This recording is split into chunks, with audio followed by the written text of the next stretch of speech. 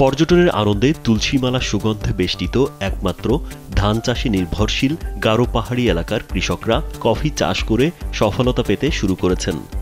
কৃষিতে কফি চাষ যেন কৃষকের স্বপ্ন পূরণের হাতছানি।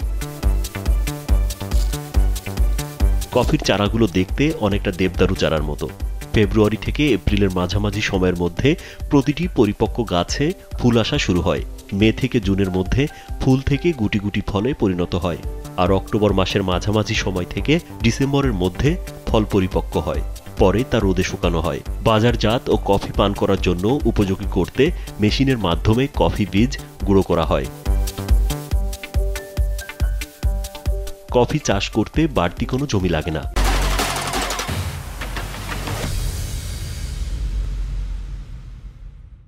যে কোনো বাগানে সাথী ফসল হিসেবে ছায়াযুক্ত স্থানে কফি চাষ করা যায়। উৎপাদিত কফি বিক্রি করার জন্য কৃষককে কোথাও যেতে হয় না, কারণ ন্যায্য মূল্যে কফি চেরি কিনে নেয় বিনামূল্যে চারা বিতরণকারী একটি প্রতিষ্ঠান। চারাগুলো আমি নার্সিং দিই, নার্সিং দেওয়ার পরে গত বছর আমার ফল আসে, এবার গত বছর হালকা কিছু পাই, এবার আমার 10-12 কেজি কফি হয়েছে, দেশীয় কফিটা। এখানে হারভেস্ট করা মেশিন আছে তুলিপ ভাইয়ের কাছে, যার কারণে তুলিপ ভাইয়ের কাছে আসছি, মেশিনটা দেখবো হারভেস্ট কেমনি করে। নালিতাবাড়িতে কফি চাষ হচ্ছে বাংলাদেশে এই প্রথম, সেটা আমার জানা ছিল না। সেটাই আমি শেরপুরবাসীকে মানে সারা দেশে তুলে ধরার জন্য চলে আসছি।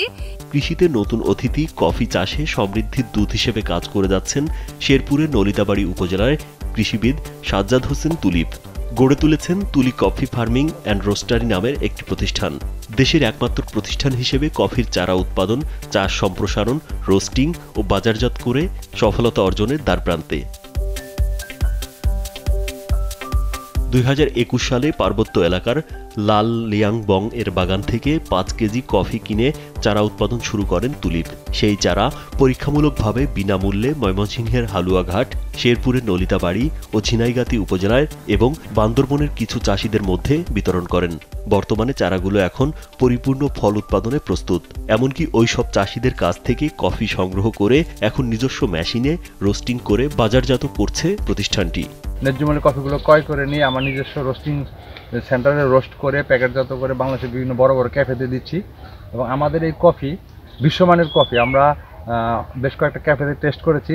ব্রাজিলের কফি, আমাদের ইন্দোনেশিয়ার কফি এবং বাংলাদেশের কফি আমরা একসাথে কাপিং করার পরে আমাদের কফি অনেক মানসম্পন্ন কফি। তবে আরও কিছু কাজ এখানে আছে, যদি আমরা কিছু টেকনিক্যাল কাজ আরও করতে পারি, আমার মনে হয় কফিটা বিশ্বমানের হবে। দেশে কফি চাষ সম্প্রসারণ ও বাণিজ্যিকীকরণের লক্ষ্যে গারো পাহাড়ের অব্যবহৃত জমিতে চাষের আওতায় আনতে আগামী 2 বছরে প্রায় 2 লাখ চারা বিনামূল্যে দেওয়ার পরিকল্পনার অংশ হিসেবে প্রতি বছরই উদ্যোক্তাদের মাঝে কফি চারা বিতরণ করা হচ্ছে। এখন পর্যন্ত প্রায় 15 থেকে 20 হাজার চারা বিতরণ করা হয়েছে। এই চারাগুলো আগামী 2 বছরের মাথায় ফল দেয়া শুরু করবে। আমার স্বপ্ন হলো সমতলে যে কফি চাষ সেটাকে আরও সম্প্রসারণ করা। সে লক্ষ্যে আমি শেরপুর জেলাতে কফি চাষ শুরু করেছি এবং এই বছর যে ফলন হয়েছে আমার টার্গেটের থেকে অনেক বেশি। তো আমরা বিনামূল্যে কৃষকদেরকে, বিশেষ করে শেরপুর জেলার কৃষকদেরকে বিনামূল্যে চারা দিচ্ছি।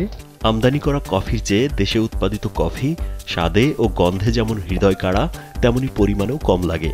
তাই কাঙ্ক্ষিত ফলন ও বাণিজ্যিক পথ সুগম হলে দেশের চাহিদা মিটিয়ে বিদেশে রপ্তানি করা সম্ভব। রাজীব বিশ্বাস, কালবেলা।